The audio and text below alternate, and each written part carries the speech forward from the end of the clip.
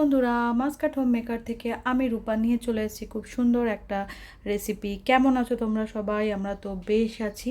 আজকে একটা চিকেনের রেসিপি শেয়ার করব। তো বন্ধুরা, তো এই রেসিপিটা কি রেসিপি? সবাই তো চিকেন রান্না করো, তো এটা কি রেসিপি করছি সেটা দেখতে হলে অতি অবশ্যই আমার সাথে থাকতে হবে। ভিডিওটা একদম স্কিপ করবে না। যারা পুরনো বন্ধু আছো তারা তো আমার পাশে আছো, আর নতুন বন্ধুরা প্লিজ চ্যানেলটাকে সাবস্ক্রাইব করে পাশে থেকো। তো প্রথমে দেখো, এখানে চিকেনটাকে ধুয়ে আমি ঝুড়ির মধ্যে জল ঝরিয়ে রেখেছি।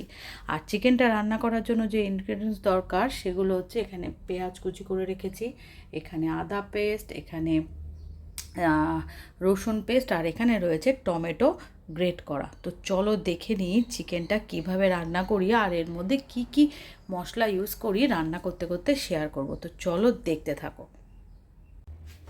দেখো, গ্যাসে আমি কড়াইটা বসিয়ে তার মধ্যে বেশ খানিকটা তেল দিয়ে দিয়েছি।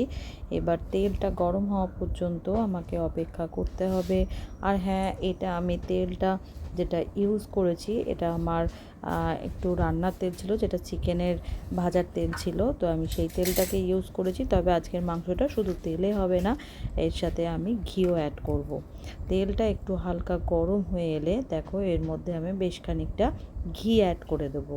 দিয়ে দিলাম ঘি। দেখতে পাচ্ছ, এই রান্নাটায় ঘি যত ইউজ করবে রান্নার স্বাদ যেন তত বেড়ে যাবে। তো সেই ক্ষেত্রে আমি চিন্তা করলাম যে একবার তোমাদের চিকেনের অনেক রকম রেসিপি করেছি, তো এই রেসিপিটা একবার শেয়ার করা যাক। এবার এক এক করে তারপর দেখো মশলাগুলো অ্যাড করে দিই। প্রথমে চিকেনটা রান্না করার জন্য যে ফোড়নের জন্য মশলা লাগবে সেটা হচ্ছে, দেখতে পাচ্ছ, গোটা গরম মশলা, গোলমরিচ, আর বড় এলাচ, তেজপাতা, শুকনো লঙ্কা। তোমরা আগেই দেখেছো আমি এর মধ্যে দিয়ে দিয়েছিলাম সর্ষের তেল আর ঘি।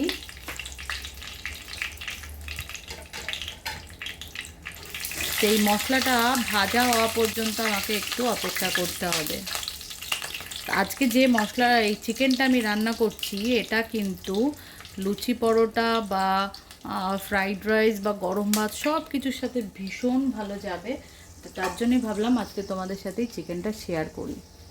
তো দেখতে পাচ্ছ এখানে অলরেডি মশলাগুলো ভাজা হয়ে গেছে। এরপর আমি দিয়ে দেব কেটে রাখা পেঁয়াজ।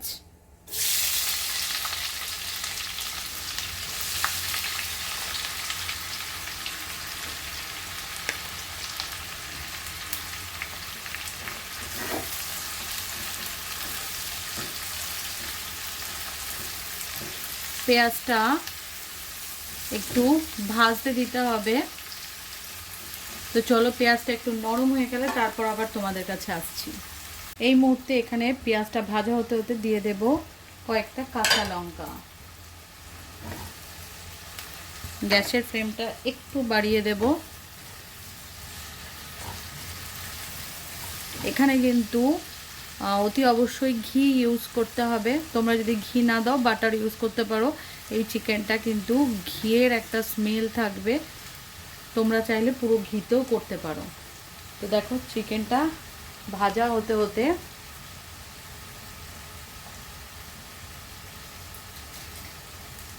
এর মধ্যে অ্যাড করে দেব বড় বড় 2 চামচ মতো আদা বাটা।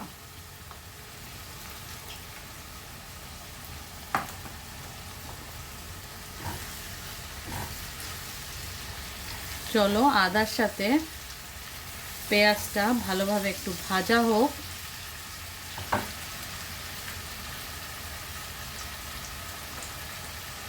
তারপর অ্যাড করে দেব রসুন বাটা।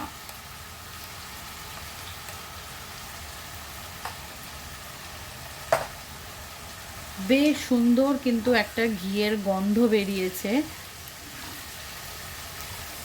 এইভাবে ধীরে ধীরে পেঁয়াজটা আদা রসুনের সাথে ভাজা হওয়া পর্যন্ত একটু অপেক্ষা করব। তো চলো, তারপর আবার আসছি। অনেকক্ষণ পর আবার এলাম। দেখতে পাচ্ছ পেঁয়াজটা হালকা হালকা ভাজা হয়ে গেছে। এই মুহূর্তে এখানে অ্যাড করে দেব চিকেনটা। তো চিকেনটা চলো আস্তে আস্তে অ্যাড করে দিই। আগেই দেখিয়েছিলাম যে চিকেনটা আমি জল ঝরিয়ে রেখেছি। আস্তে আস্তে চিকেনগুলো অ্যাড করে দিলাম।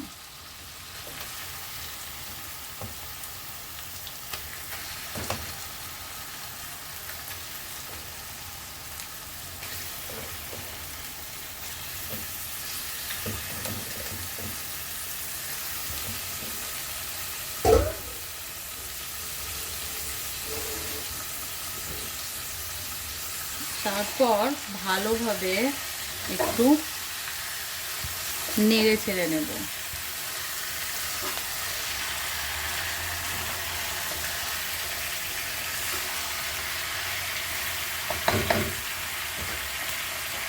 এরপর এর মধ্যে অ্যাড করে দেব টমেটো।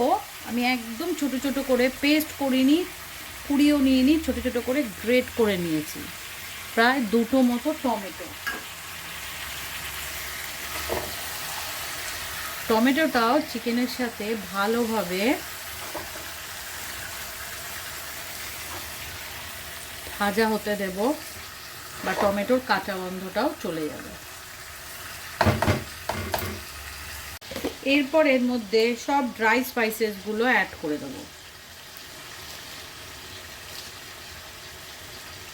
দিয়ে দিলাম নুন,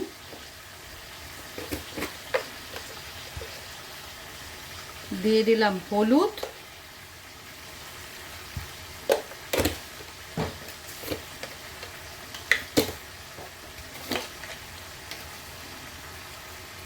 দিয়ে দিলাম ধনে গুঁড়ো,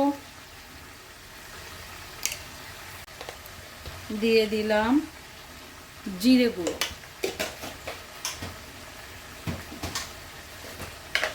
দিয়ে দিলাম কাশ্মীরি রেড চিলি পাউডার,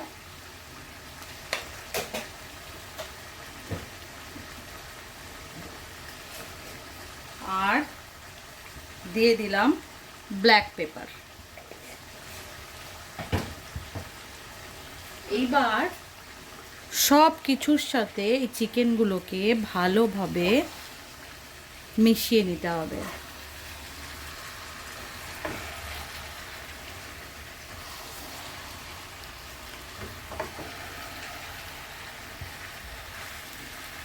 দেখতে পাচ্ছ, আস্তে আস্তে এখন চিকেনগুলোর সাথে মিশিয়ে নিতে হবে।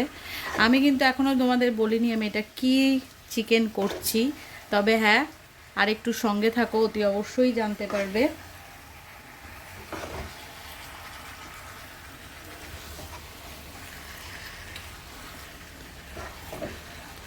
চলো, এরপর আমি কি করব, চিকেনটাকে একটু ঢাকা দিয়ে দেব সব মশলাগুলো দেওয়ার পরে। দেখতে পাচ্ছ সব মশলাগুলো মিশে যাওয়াতে কিন্তু খুব সুন্দর একটা রং লাগছে। তো চলো এবার ঢেকে দেব, তারপর আবার তোমাদের কাছে আসব। তো চলো আবার একটু পরে আসছি।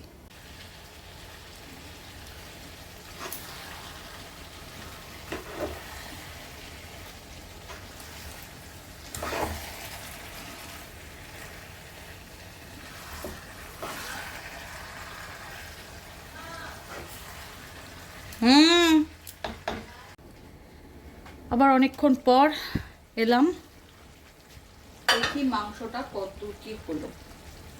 দেখতে পাচ্ছ মাংসটা আমি ঢেকে দিয়েছিলাম, এখন মশলাটা কষবে ধীরে ধীরে।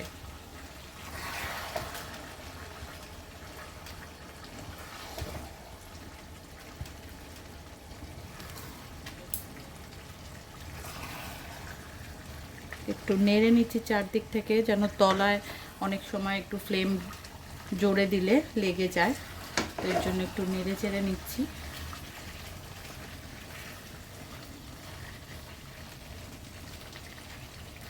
তো চলো আবার পরে আসছি তোমাদের কাছে।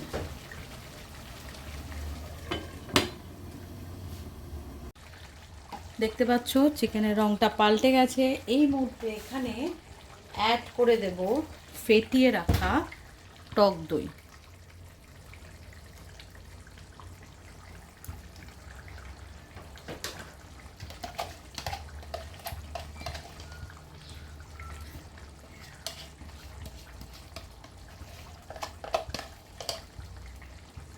অনেকটা পরিমাণে টক দই দিয়ে দিয়েছি। আমি যে চিকেনটা করছি তোমাদের সাথে শেয়ার করছি সেটা হচ্ছে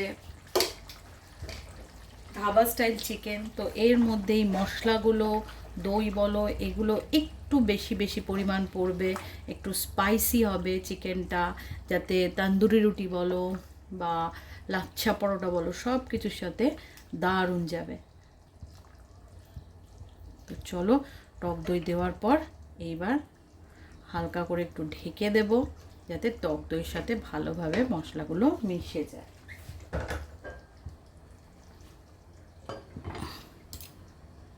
অনেকক্ষণ পর আবার তোমাদের কাছে এলাম।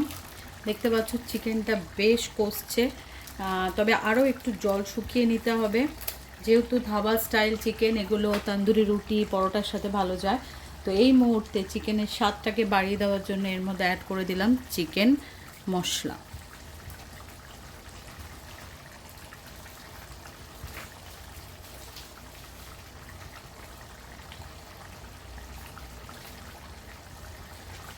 তারপর ভালোভাবে একটু নেড়ে চেড়ে নেব।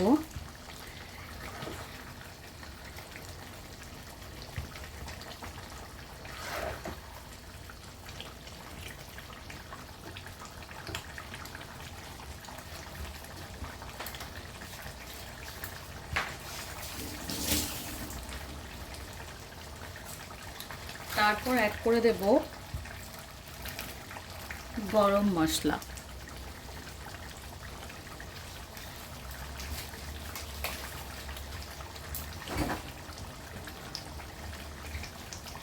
গরম মশলা দেওয়ার পর একটু ভালোভাবে ফুটিয়ে নিলেই মোটামুটি ধাবা স্টাইল চিকেন রেসিপি একদমই রেডি হয়ে যাবে। দেখতে পাচ্ছ রংটা একদম পাল্টে গেছে।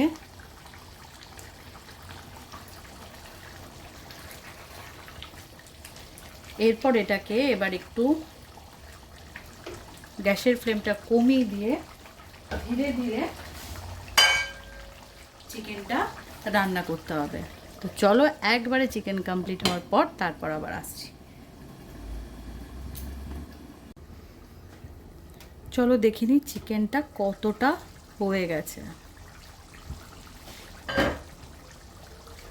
অসাধারণ একটা স্মেল বেরোচ্ছে, দেখতে পাচ্ছ একদম চিকেন মোটামুটি কষে এসছে, লাল লাল একদম ঝোলটা দেখতে হয়েছে।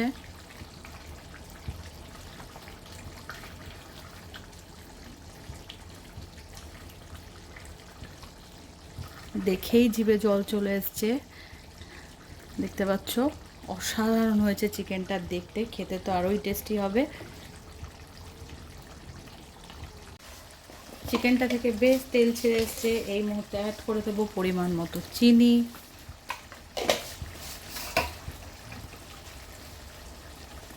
আর অ্যাড করে দেবো পরিমাণ মতো ঘি।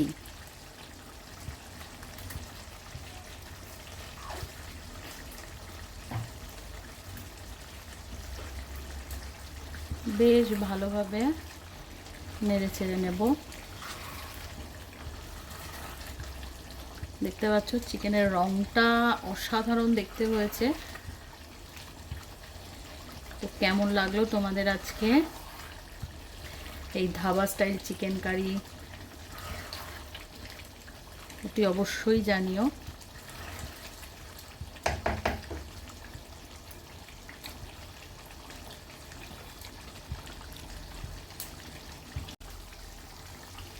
এই মুহূর্তে অ্যাড করে দিলাম কয়েকটা কাঁচা লঙ্কা,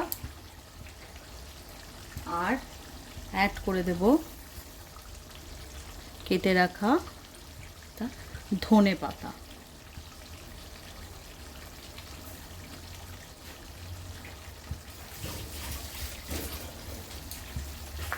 তারপর ভালোভাবে একটু মিশিয়ে নেব। তাহলেই হয়ে গেল এইবার আমার ধাবা স্টাইল চিকেন কারি। দেখতে পাচ্ছ অসাধারণ দেখতে হয়েছে, রংটা কতটা পাল্টে গেছে। তো কেমন লাগলো বন্ধুরা এই ধাবা স্টাইল চিকেন কারি অতি অবশ্যই কিন্তু জানিও।